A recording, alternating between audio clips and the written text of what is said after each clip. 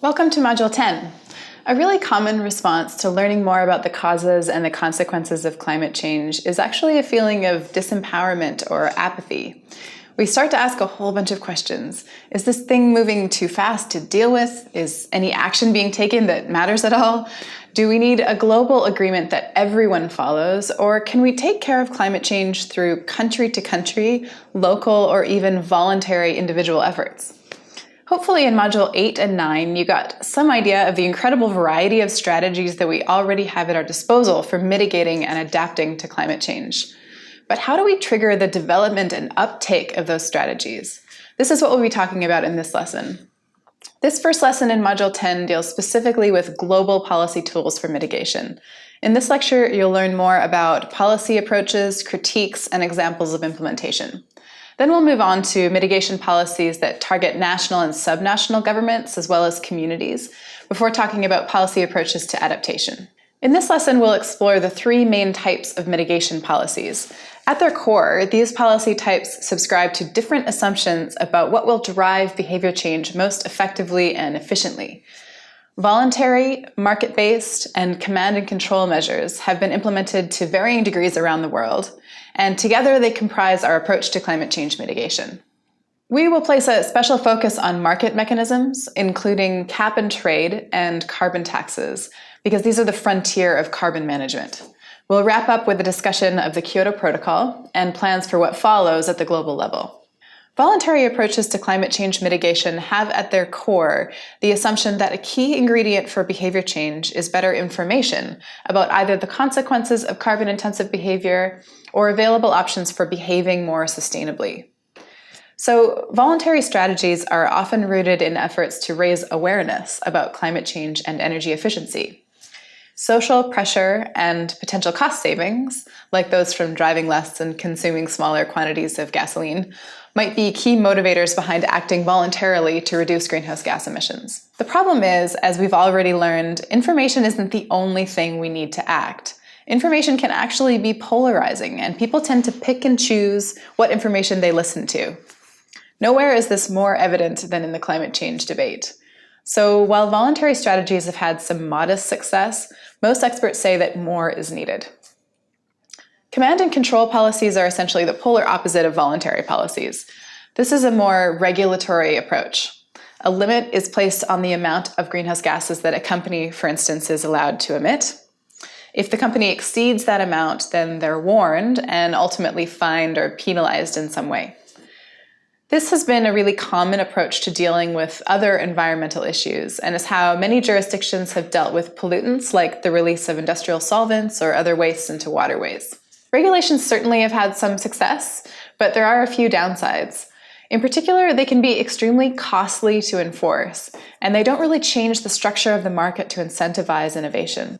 Market-based mechanisms target the way the market works to trigger changes in production and consumption. The aim is to bring the private costs that a firm faces in line with the social costs of that firm doing business, so that there's an economic incentive for polluters to reduce their emissions. The way that a company reduces emissions isn't dictated, though, so the company can come up with whatever works best and is the cheapest for them. Market-based mechanisms can also target individuals and allow them to decide how they prefer to avoid the costs associated with their actions.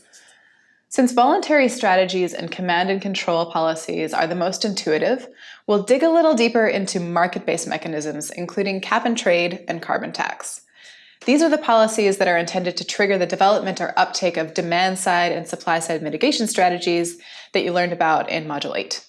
The basic idea behind market-based mechanisms is that companies and countries will emit too many greenhouse gases because they don't suffer the full consequences of these emissions. In other words, the polluting company may not experience the climate change impacts, and also doesn't have to pay for the changes that their emissions are making to the climate. Essentially, there's a series of externalities at play here. A company's activities have negative effects on others, but the company has no incentive to change their behaviors because there isn't a cost associated with them. Putting a price on carbon, however, sends a signal to the company that there are repercussions associated with freely emitting greenhouse gases. If all of a sudden you have to pay to dump carbon into the atmosphere, just as you'd pay to hire workers or pay for materials, You might consider using less energy or sourcing low-carbon renewable energy sources to cut the overall costs of doing business. There are two ways that a price can be put on carbon, and there's a lot of debate about which is better.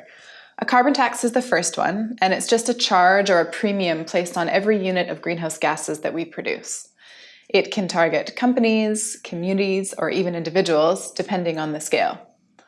The idea is that the tax will push us to use fewer fossil fuels. For instance, we might choose to walk instead of drive, or turn down the thermostat in our home, or if we're speaking from the perspective of a company, develop more efficient production processes. There are a couple of elements of a carbon tax that are really important to get right. The first, of course, is the level of the tax. If it's too low, it won't have any effect on behavior. If it's too high, it'll unfairly penalize companies or households and could significantly impact profits and jobs and personal financial security. Quite often, the tax starts at a relatively low level and then is predictably ratcheted up each year. This way, individuals and companies can plan their costs into the future.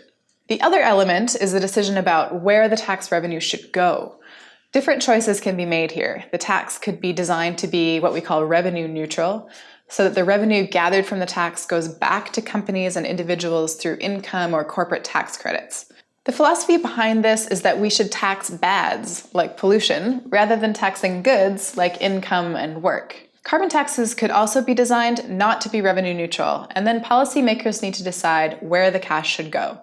Some governments have chosen to simply have the carbon tax funds go into general revenue, funding all of the normal activities of government. Others put it into a special pot, designed to support activities that might reduce greenhouse gas emissions, like the construction of public transit. In Lesson 10.2, we'll talk about one example of a revenue-neutral carbon tax, which has been in place since 2008 in the Canadian province of British Columbia. The other major market mechanism is called cap and trade. In this case, an allowable limit or cap is set on emissions. Then permits to emit a certain amount of greenhouse gas emissions are distributed to emitters.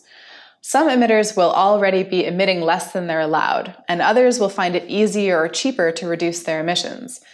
These emitters will have an excess of permits, which they can then sell to emitters who have exceeded their permitted amount or find it too costly to reduce emissions.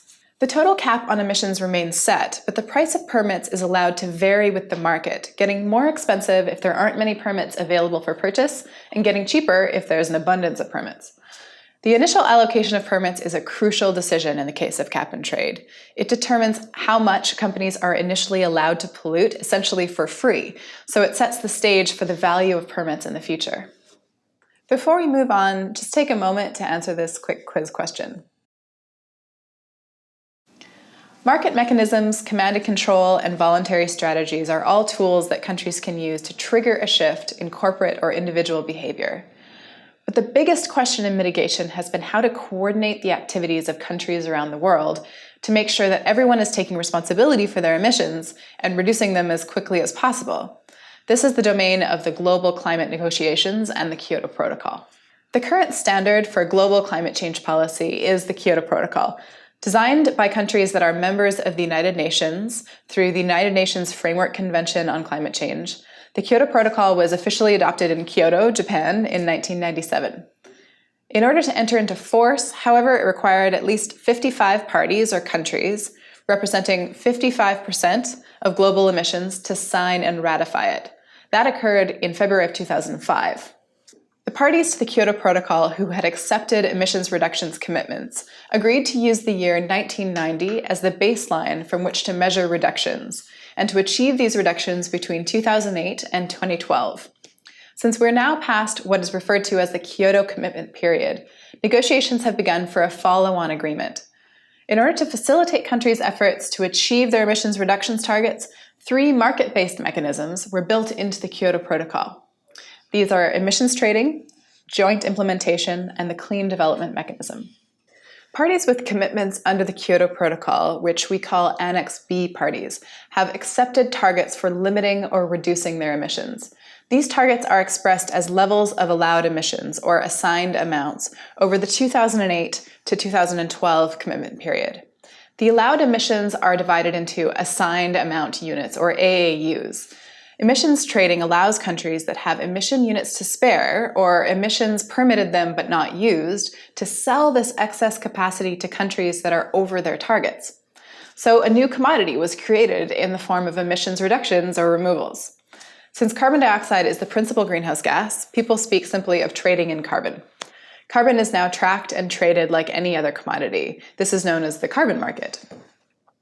The mechanism called joint implementation allows a country with an emission reduction commitment under the Kyoto Protocol, an Annex B party, to earn emission reduction units from an emission reduction in another Annex B party, which can be counted towards meeting its Kyoto target. This would be like Germany making an agreement to reduce emissions in France, but counting the reduction toward its own commitments.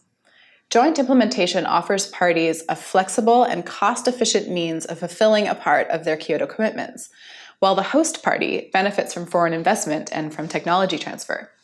The Clean Development Mechanism, CDM, allows a country with an emission reduction commitment under the Kyoto Protocol to implement a reduction project in developing countries.